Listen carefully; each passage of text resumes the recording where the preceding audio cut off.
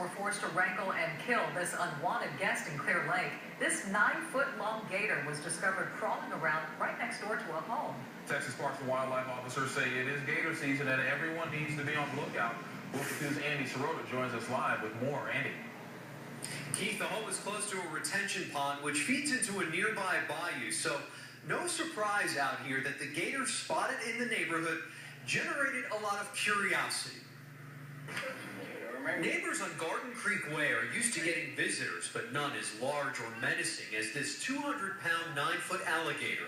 He was pretty docile, I should say. He just sat there and let everybody look at him for a while. The gator made itself comfortable in the driveway right next door to Deborah Bailey's house. Her neighbor called to let her know it was there.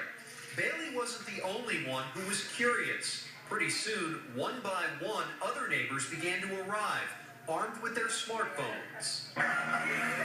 Shooting video pictures, the gator had become somewhat of a spectacle.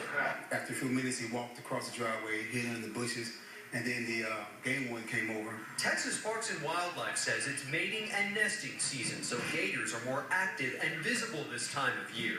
A gator would typically be relocated, but since it was in a location that was potentially dangerous, officers shot and killed the animal before removing it. I'm not completely shocked, but, I'm glad that they caught it, and maybe now there's some awareness, so, they can be looking out for, these wild animals.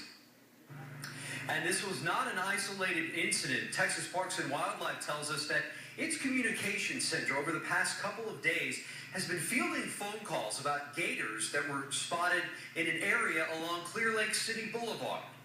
In Clear Lake tonight, Andy Sirota, KPRC Local 2.